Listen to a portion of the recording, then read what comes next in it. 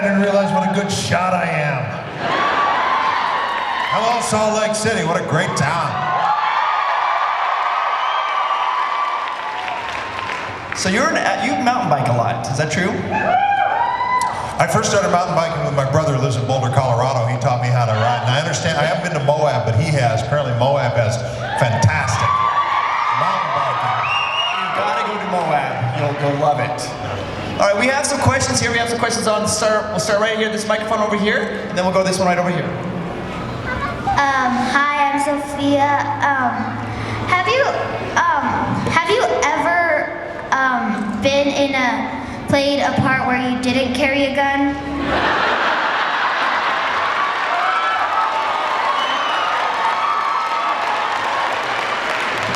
Just one. A couple, but that's a very good question. And for your age range, I recommend a movie called My Bodyguard that I did back when I was 17 years old, and I did not have a gun, I had a motorcycle. So check that one out. But most of them, you're right. I do carry some sort of firearm in a lot of these shows, and I don't mind that. This is Utah. I can say that here.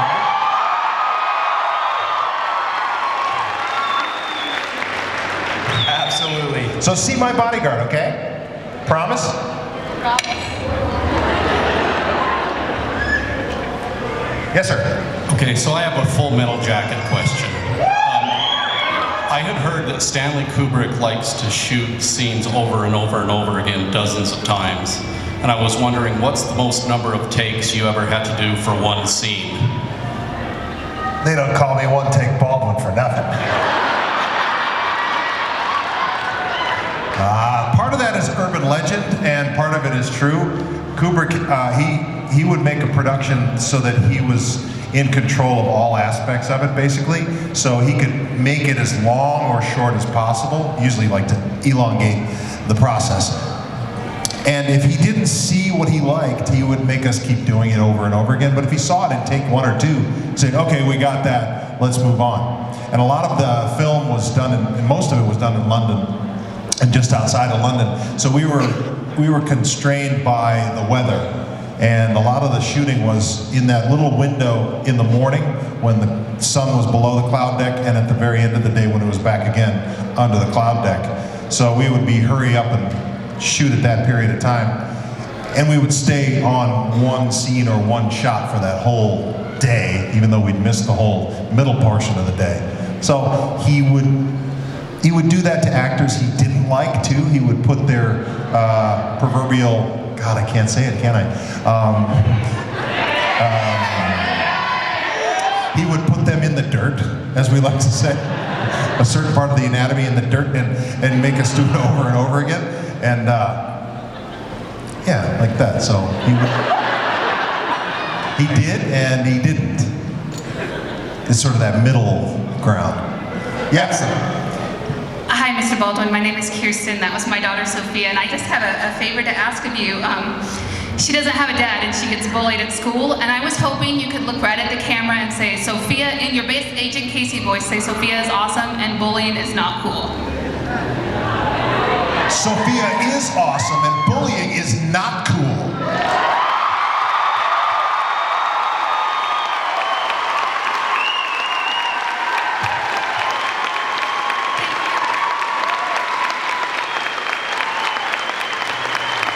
Sophia, you take care and stay strong.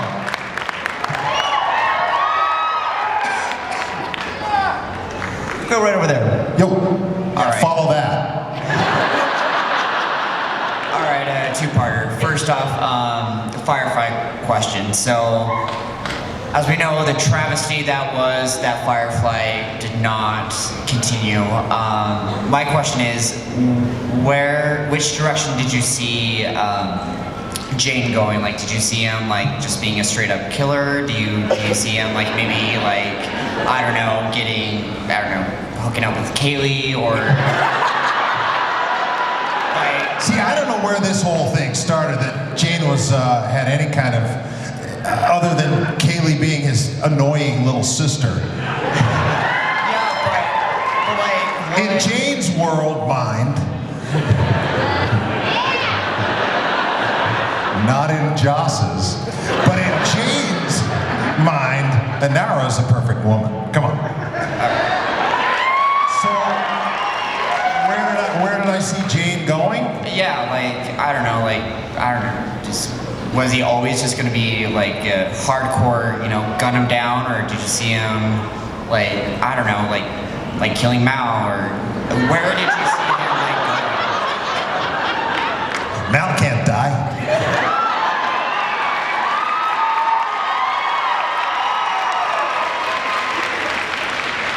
Mal's like Lemmy Kilmister from Motorhead. He can't die. All right, and then the For you second... metalheads out there, there's a reason I said that.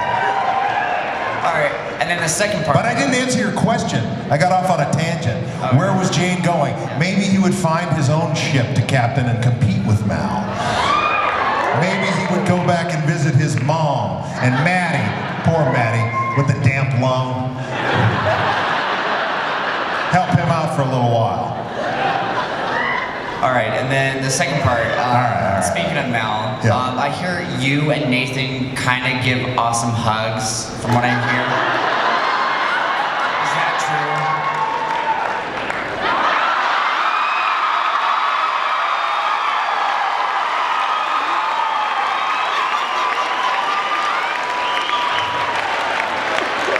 Security?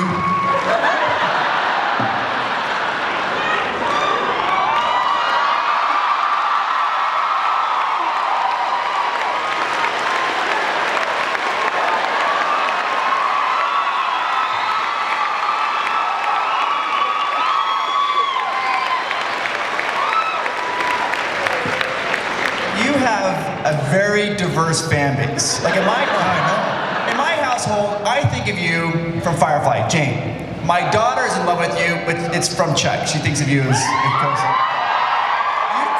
so many genres, and people just seem to love you.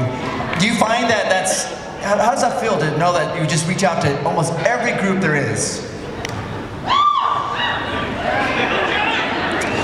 It's humbling. I feel blessed to have met so many beautiful people in my life. I've been married 25 years. I have 3 beautiful kids.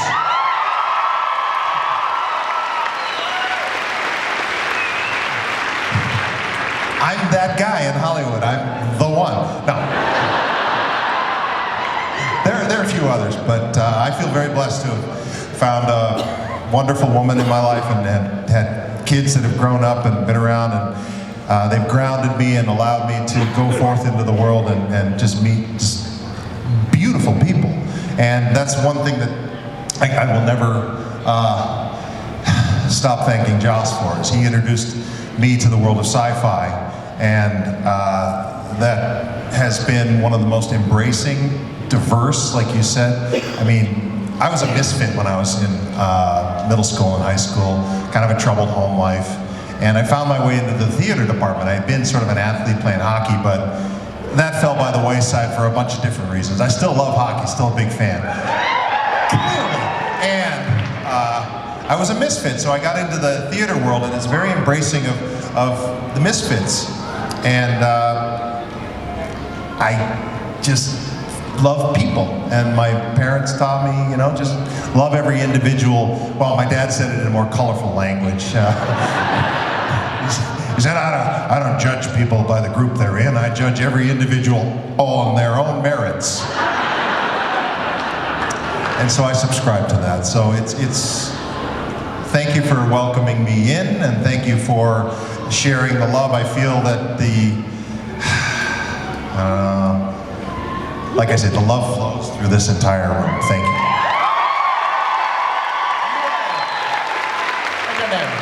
Hi, Adam. My name is Victoria. I was kind of going off on that sort of tangent, but I've talked to a lot of your fans, and most of them don't know that you've played these diverse roles that you have.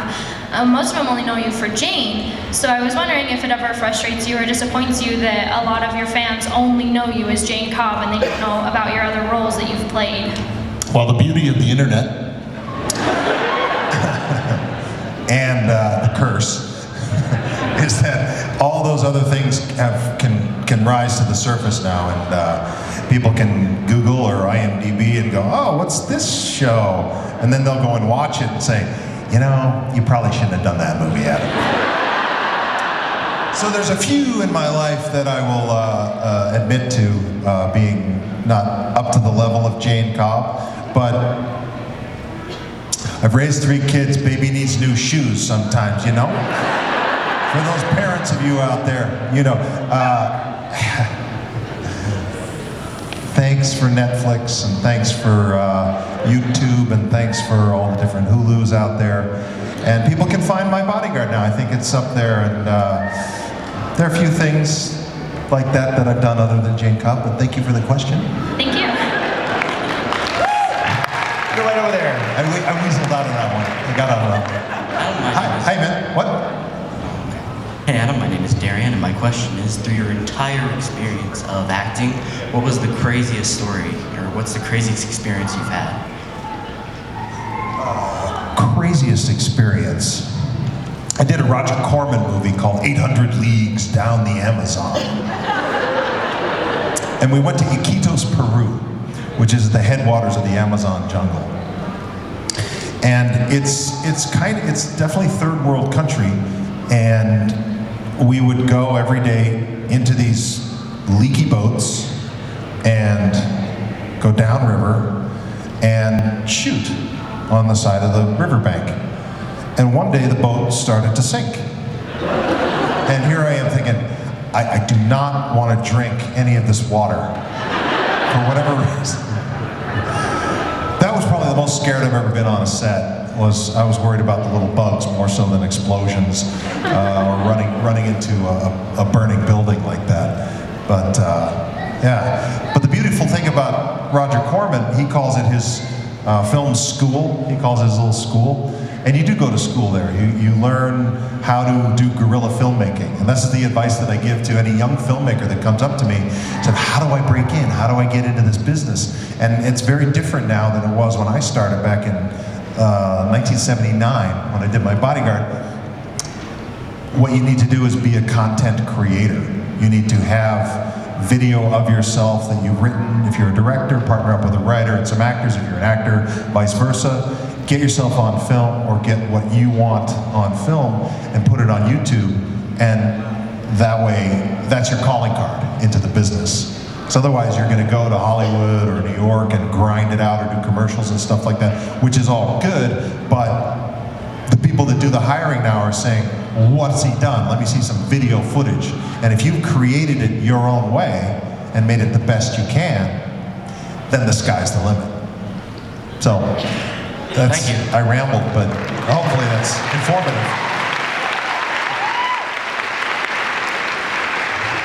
Hi. My name is Heather, and I'm a huge fan, and my dad is especially a huge fan.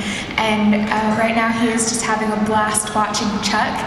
And it's kind of funny because every time he comes into the room, he's like, "What's Jane doing now?" And Mom's like, "It's Casey." Yeah, close enough. We had kind of a two-part question. The first is that kind of growl that Casey does all the time. Did that happen like organically throughout the show, or did you like come up with that in a specific moment, or? Casey's disgusted growl. Yes.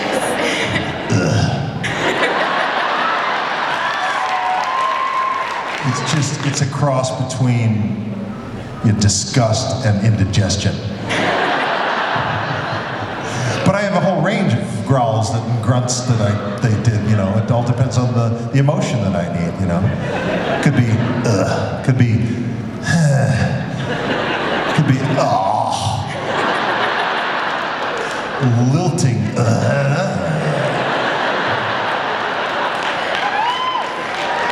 But to answer your question, it sort of formed organically. I just sort of was doing it under my breath because I thought, well, he's a grumpy guy, I'm going to be grumpy.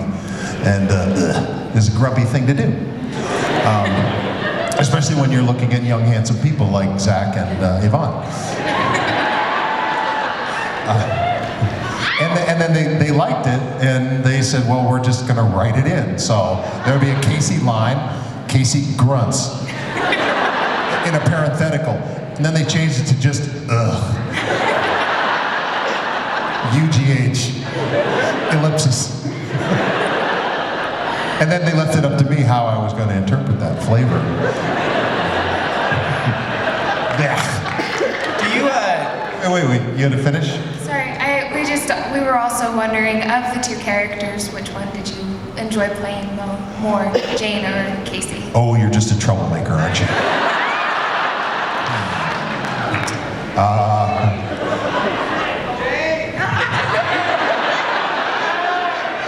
You come up here and do this. You try this. I would have to say, in my heart, because Casey was able to be fully arced through 91 episodes and 5 seasons, that romantically, I miss Jane Cobb more, because I didn't get to complete him, and also you get to chew the furniture, didn't have to shave as much. Could be really smelly. On purpose, I would come in not washed, just to annoy Gina. Which was great, because she'd say, oh, honey, you stink. I'd say, I know.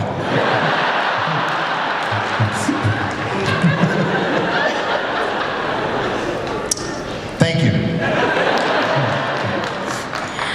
Hi, my name is Bryn, and I was wondering who would win, Jane or Casey? See, another troublemaker.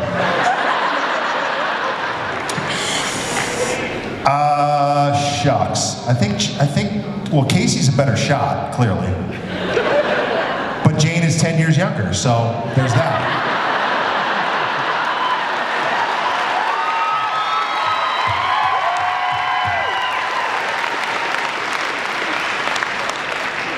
Jane would cheat better, I think. do you have a preference to work on TV or movies? Well, I work mostly in television now. They're completely different animals. A movie, you come together as a family unit for 2, 3, 4 months, and then you disband. TV, you come together for 6, 7, 8, 9 months, you disband, but you come back together 2 or 3 months later, if all goes according to plan.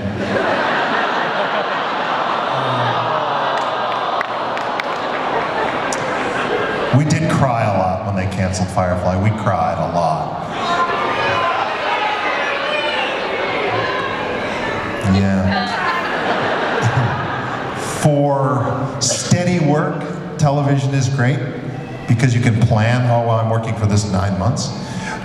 Films are hit and miss, you don't know anymore. So I've been working in television now for the last 10, 12 years pretty steadily, so I really appreciate it. Television's a great platform. Obviously it reaches millions of people, and what actor doesn't want to do that? So I love you because you love me.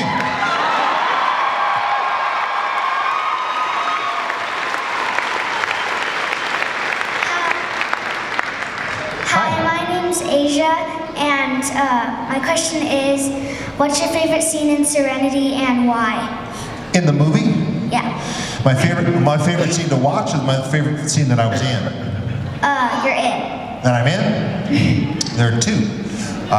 One is that whole chase scene at the beginning where where I get a harpoon in the leg and I'm off. You know, the whole heist scene. That was great. And then when we go into the bar and River beats me up.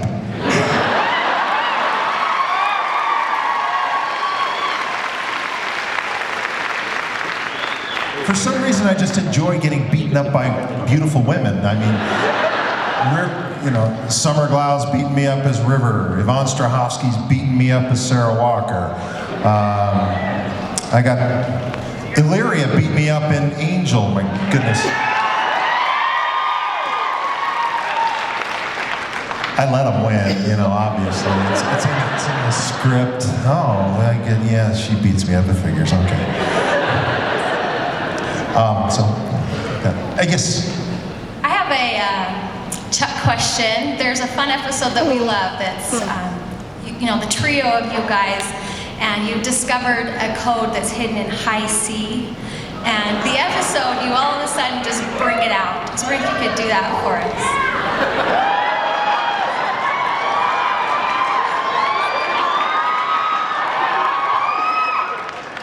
You want to hear my crappy imitation of a high C that's not even a high C? It's more like a low B flat over D or whatever the heck it is.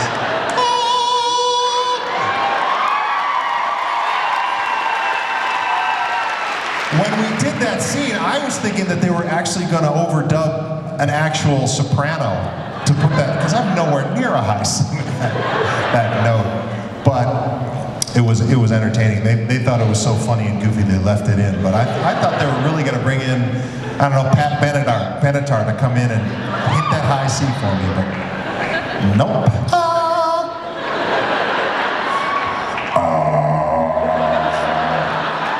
That's more my range. Hi, Adam. My name is Maddie. I'm a huge Chuck fan.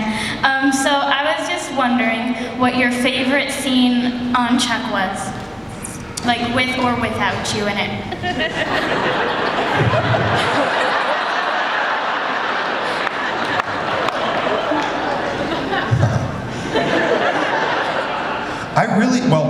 My favorite scene to be in was the helicopter M134 minigun scene in the season premiere in season 5. They actually took us up in a helicopter and rode around and got to fire that big old gun. It wasn't live fire, obviously. We're safe that way. I really enjoyed the scenes with Morgan and Chuck in the first season because they were really getting to know each other as actors and people, and their chemistry was so great.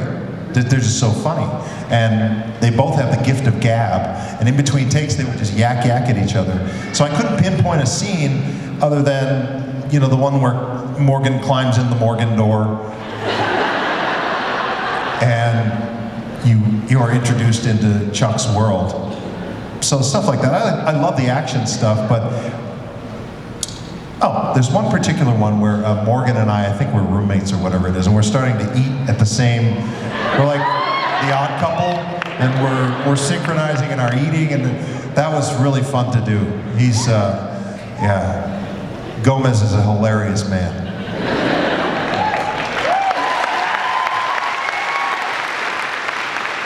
Adam, I'm Neil, and I'd like to thank you for your representation of both Jane and Colonel John Casey. I think they're wonderful, and you bring a great style to those characters. 2 questions. What did you do to channel both of those larger-than-life men?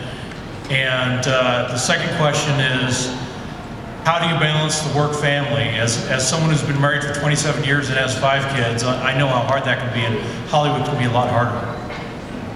Well, to your second part, obviously it's about your partnership with your spouse and how you balance that. My wife she grew up in the business too, and understands that at a certain point the caveman has to go hunt buffalo meat and bring it home to the cave, as it were.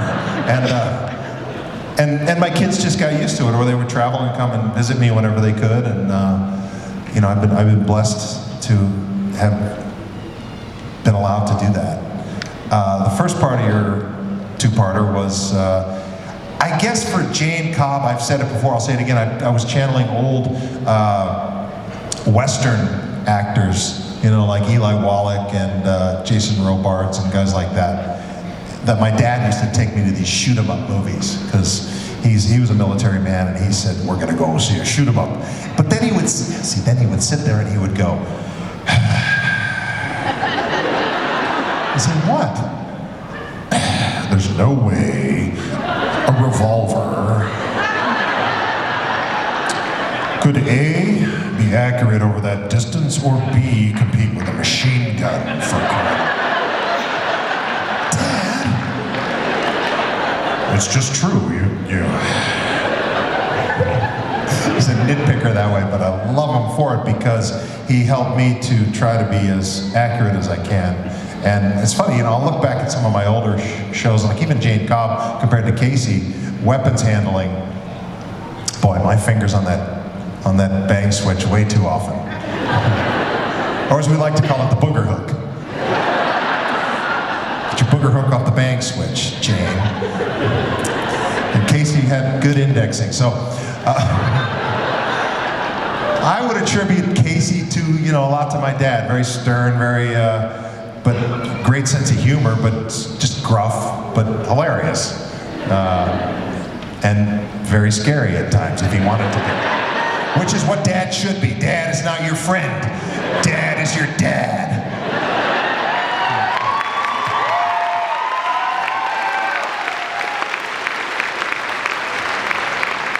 Do you feel that the show Chuck should have been just called Casey?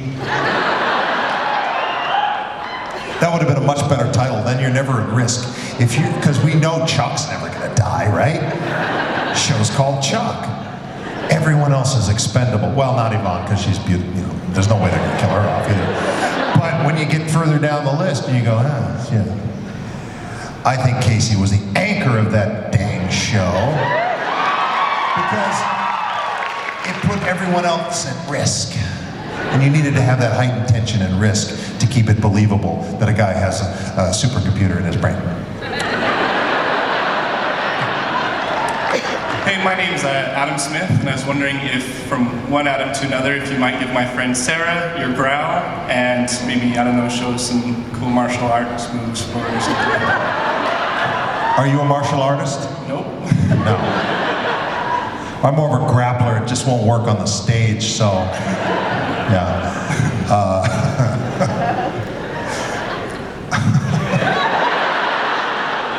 Where's your friend Sarah now? Right out there. Take her out. Security.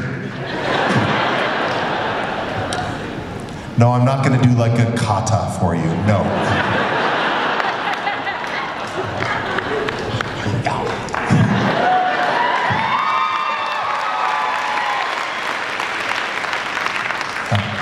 Representing our Firefly fan base here, we were just wondering, since we love your beautiful voice and there was some mention of dancing, if you could... I have no idea where this is going. Well, Hero of Canton, we were wondering if you could perform something.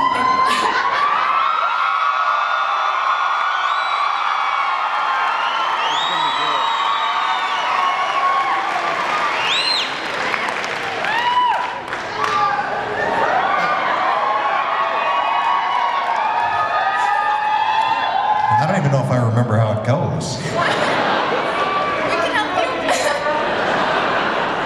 He robbed from the rich and he gave to the poor. I'm not going to sing. I can't.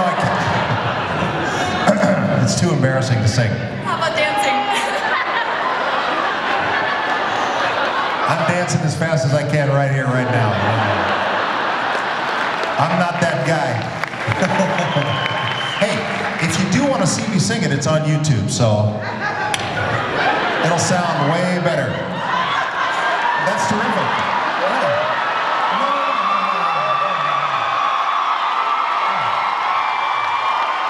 What is this?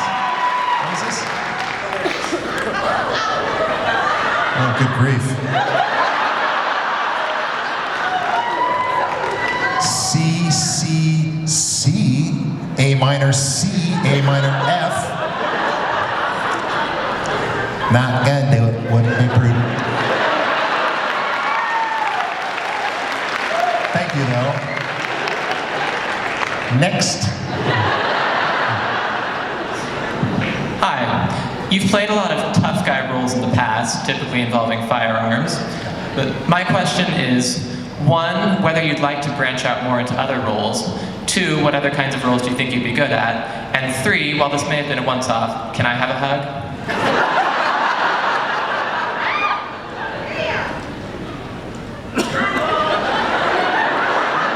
What a great idea. Everybody hug your neighbor. No, do it. Hug your neighbor. Come on. There you go.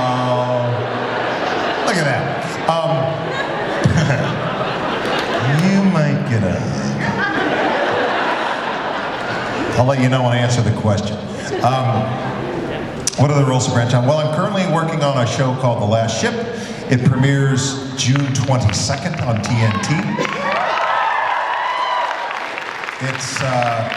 I play the XO, second in command of a Navy-guided missile destroyer called the USS Nathan James, DDG-151 for those Navy brats out there.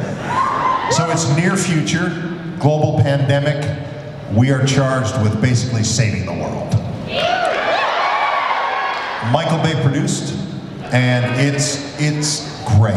I've seen the first 4 episodes that are cut together, and it launches in June, and I think it's great. I think you're really gonna like it. It's great action adventure. Eric Dane is our captain. He's perfect in the role, very strong.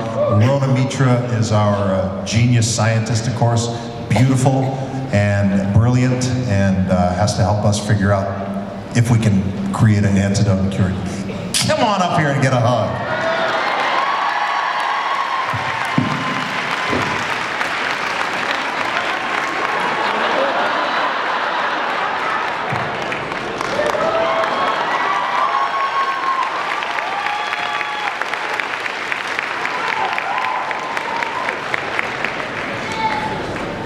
Yes, sir.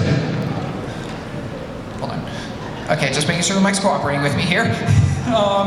So my name's Zach, and I was wondering, since you've done both live action, acting, and voiceover work, which would you say you've had more fun with? Well, live action, there are different kinds of voiceover. Like there's cartoon work where you're in the studio with the other actors, and that's fun because the great thing about voiceover work is you only have talented people doing it. Because it doesn't matter what they look like, doesn't matter, they don't have any constraints. All they're looking for is the talent in their voice, and you meet some really wonderful people. Then there's like game stuff, which you're working alone in a booth with a director and just doing cue lines that they plug in later for the different options you can have. And live action work there are some constraints. Obviously, money's a big deal because you're on location with hundreds of people in a crew. I came up with doing live action and started that, so I think that's obviously my preference because you actually get to work with props, aka weapons, or food is another favorite. Yeah, like that. So I would say the live action stuff, and then the cartoon work, and then the video game stuff is great, but it's more sterile of an environment.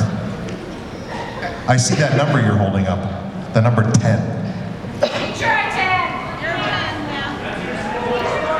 I got a 10?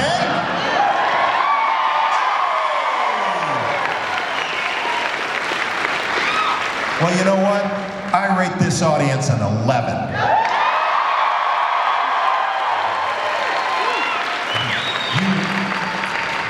Great crowd. What's up? That was my brother Tristan, by the way. My name's Kieran. And in Chuck, you always seem to kind of beat up on the geeks, Chuck and Morgan. Do you have any Deservedly regrets? so. Deservedly so. Fair. But do you have any regrets? Just in life in general.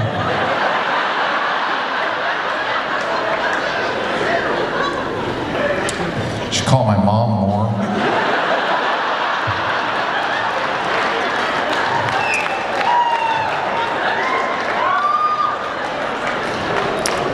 Excuse me.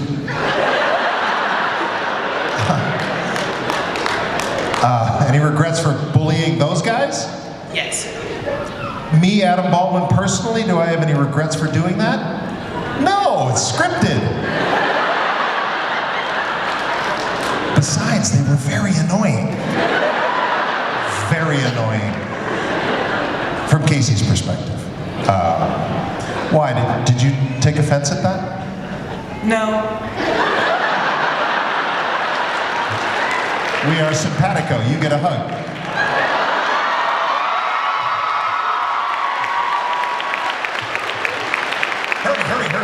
Hurry up, guys. Get up here.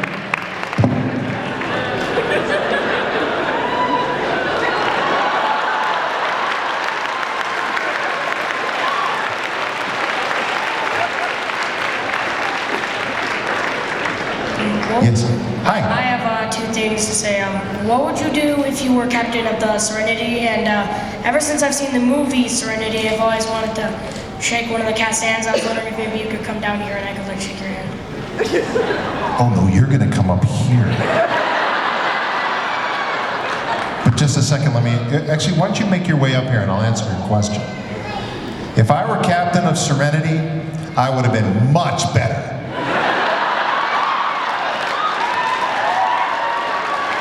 In my mind. Come here. Put her there. What's your name? Ryan. Ryan, nice to meet you. Thank you for being here. Really appreciate it. I like your costume. I like your shirt a lot. Give me a hug.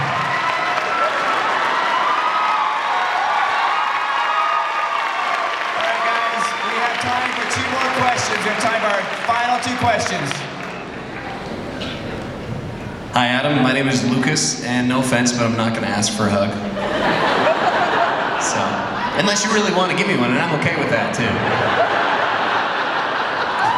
Not the way you set that up. I'll give you that. So my question was, what are your insights or opinions on a Chuck movie?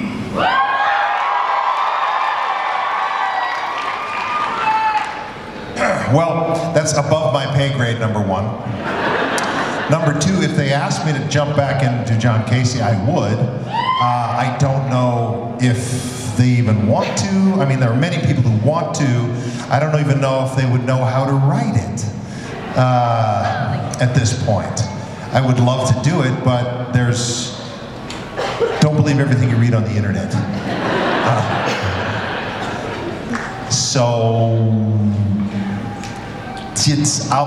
There's an old saying in Hollywood, I'll believe it when the check clears.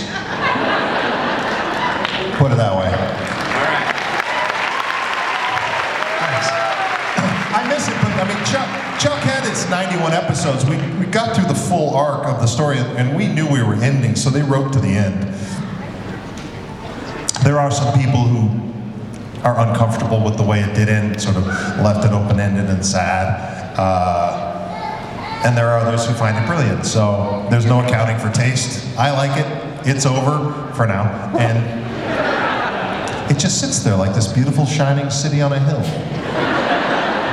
Kind of like Firefly. No, why did I bring that up?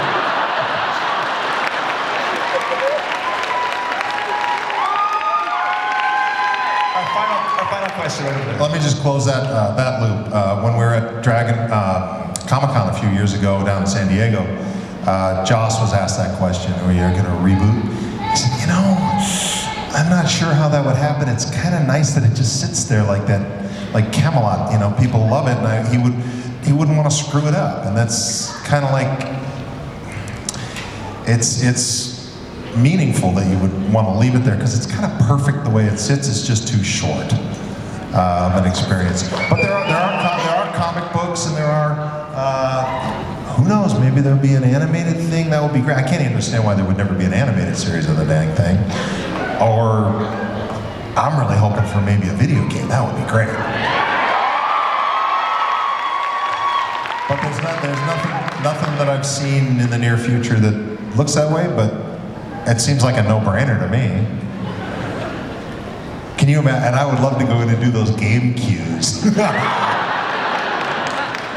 Okay, ours is a really quick two-parter. The first part is, I just wanted you to know, my daughter Julia has an autistic disorder, and she was really, really struggling in school with her math, doing really bad. And when she found out you were going to be here, she promised to improve and actually work on her math homework and improve her scores just so she could meet you. And she went from a 60% average to an 87% average in a month.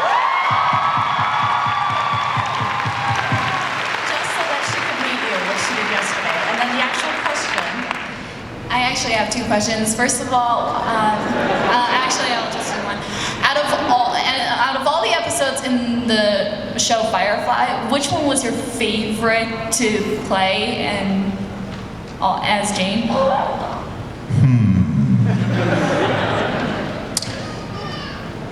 I am very partial to I put the pilot episode Serenity sort of in a different category because it's 2 hours long and it's really the character development stage of it for pure fun out of gas.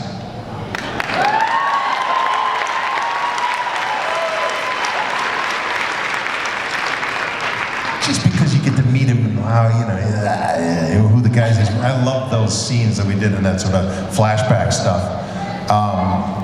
And Jamestown, because I got a statue.